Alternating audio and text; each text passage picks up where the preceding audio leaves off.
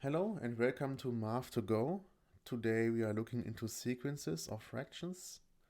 I brought 3 examples with us, and for the first example we have 2 times x plus 5 over x minus 4, and we let x tend to infinity.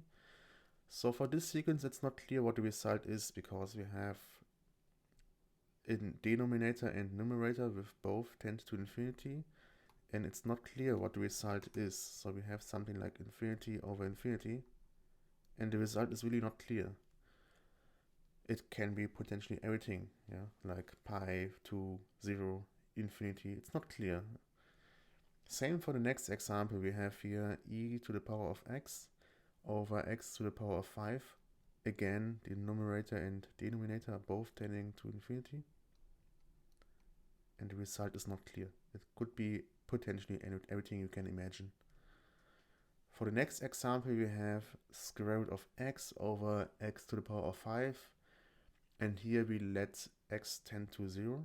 In this case, we have some expression of the form 0 over 0. It's not clear what the result is.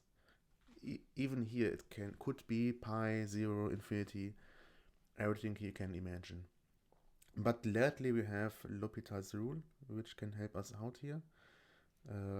We state it first and then try to solve the first example. So if limit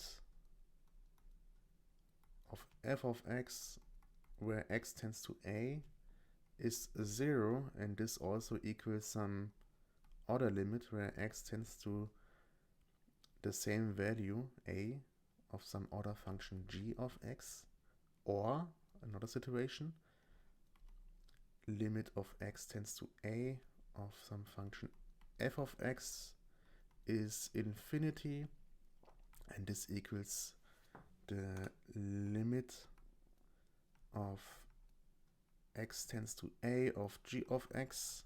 So if we have one of these two situations, then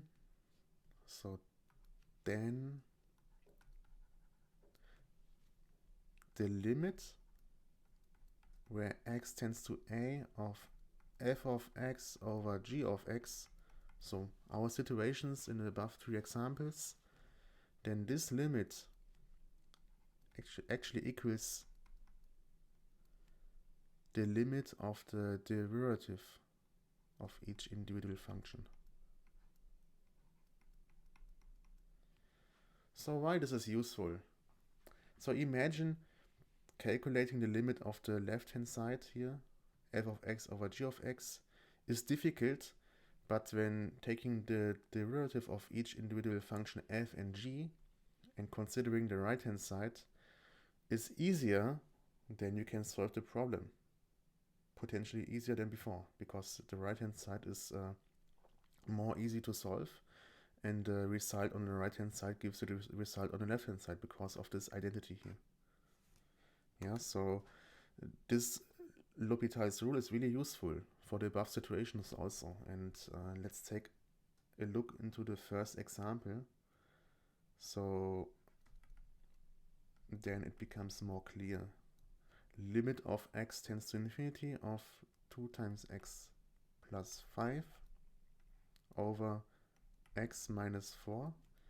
And now applying the rule gives us the limit where x tends to infinity again of the derivative of this function here on the top, which is just 2, over the derivative on the bottom, which is just 1.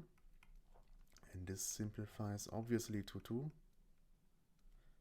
And as there's no x involved here into this function, the limit is just 2.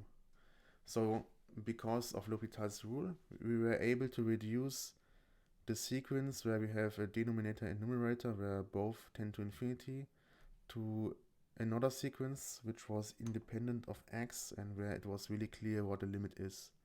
So for this reason, we actually know the limit of the above function here. It is just 2. So in the following videos, we will apply the rule onto the above 2 above other examples. and try to determine the result. So if this video was helpful and useful to you, please comment and subscribe, and see you next time.